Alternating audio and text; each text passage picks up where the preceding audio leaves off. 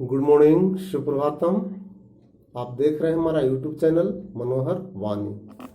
आज के इस वीडियो में मैं आप लोगों को हिंदी पाठ्य पुस्तक काव्य खंड के अंतर्गत पाठ 3 का दूसरा कवित्व पढ़ाने जा रहा हूँ।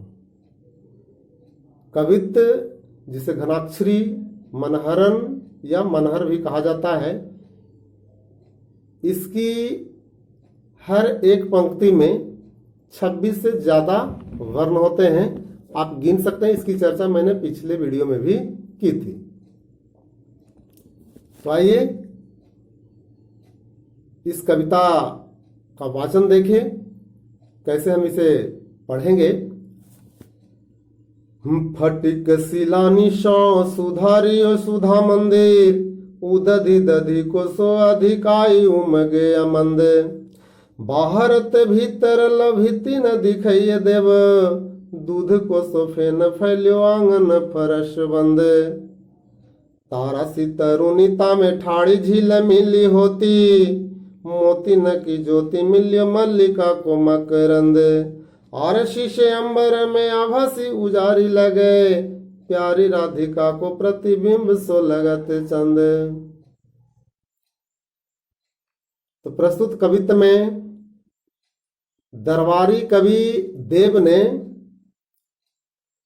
चांदनी रात की उज्ज्वलता का बड़ा ही मनोहर चित्रण किया है, बड़ा ही सुंदर वर्णन किया है। चांदनी रात में कवि आकाश की ओर देखता है, उसे आकाश अत्यंत सुंदर दिखता है, सुसज्जित दिखता है।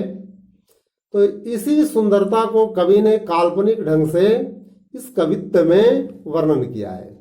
कवि आकाश की ओर देखते हुए कहता है कि चांदनी रात बहुत ही उज्जवल और शोभायमान है। ऐसा लगता है मानो आकाश में स्फटिक शिलाओं से निर्मित कोई महल बना हुआ हो। लिखता है फटिक शिलानी सौ सुधारियो सुधा मंदिर। फटिक स्फटिक मणि को कहते हैं, जिससे हमेशा रोशनी निकलती रहती है। शिला मतलब है चट्टान, धाम मतलब है महल। यानी आकाश में एक ऐसा महल दिखता है।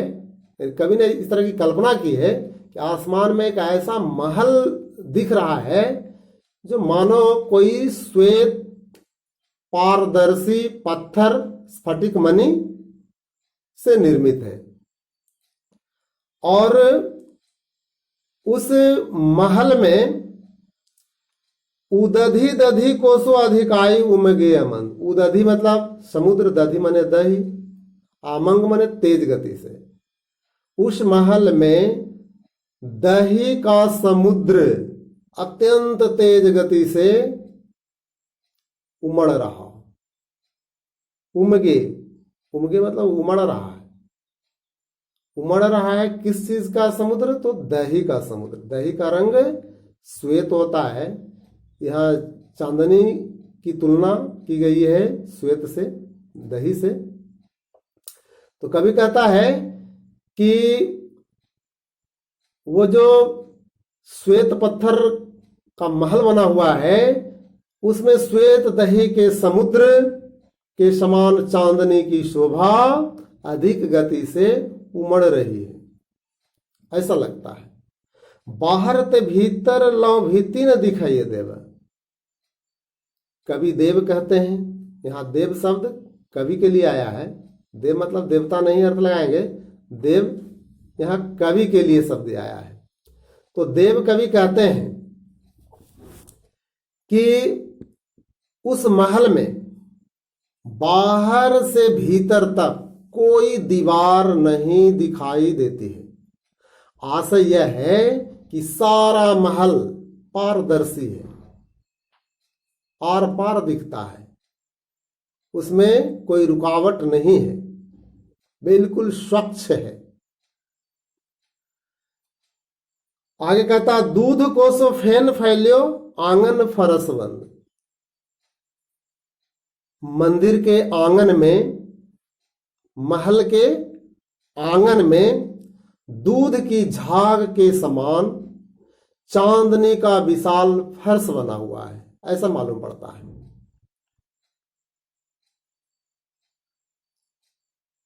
तारा सी तरुणी तामे ठाड़ी झील मिली होती। आगे कवि कहता है कि उस फर्श पर, दूध का जो फर्श बना हुआ है, उस फर्श पर खड़ी राधा की सजी धजी सखियां अपने सौंदर्य से, अपनी सुंदरता से जगमगा रही है। तारा सी तरुणी तामे ठाड़ी झील मिली होती। तारा की तरह, तारा सी इसमें उपमा अलंकार है।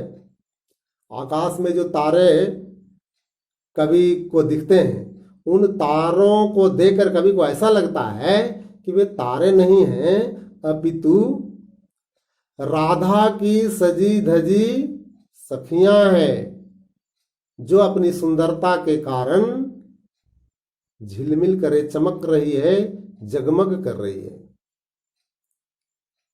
मोतीन की ज्योति मिलियो मल्लिका को मकरंद। उनकी मोतियों की माला, यानी वे जो सखियां हैं, वे मोतियों की माला पहनी हुई हैं और उनकी माला से निकलने वाली चमक मल्लिका के मकरंद सी। मल्लिका बेले जाति का एक फूल है जो श्वेत रंग का होता है। तो कवि कहता है कि उनकी मोतियों की माला से निकलने वाली चमक मल्लिका के मकरंद यानी पराग, मकरंद मतलब पराग होता है, फूलों का जो सुगंधित कण होता है उसी को मकरंद बोला जाता है। तो मोतियों की माला से निकलने वाली चमक मल्लिका के मकरंद सी मनमोहक प्रतीत हो रही है, बहुत ही सुंदर दिख रही है। आरसी से अंबर में आभासी उजारी लगे। आरसी से अंबर में, आरसी मतलब दर्पण होता है, दर्पण को हम लोग आरसी बोलते हैं। तो आरसी के समान यानी दर्पण के समान आकाश बिल्कुल शुभ्र, बिल्कुल स्पष्ट साफ दिख रहा है। शुभ चांदनी के कारण आकाश दर्पण की तरह साफ, स्वच्छ और उजला लग रहा है। प्यारी राधिका को प्रतिबिंब सो लगत चंद। यहां पर एक नया अलंकार आया है, आप लोगों को बताए हैं कभी, जिसे व्यतिरेक अलंकार कहते हैं। व्यतिरेक अलंकार में उपमेय में उपमान से ज्यादा गुण दिखाया जाता है। यानी जब उपमेय की सुंदरता उपमान से अधिक हो तो वहां पे व्यतिरेक अलंकार होता है। अक्सर हम लोग किसी की सुंदरता की तुलना चांद से करते हैं, लेकिन यहां पर चांद की सुंदरता की तुलना राधिका से की गई है, राधा से की गई है, इसलिए इसमें व्यतिरेक अलंकार है। कवि कहता है कि प्यारी राधिका को प्रतिबिंब सो लगत चंद, यानी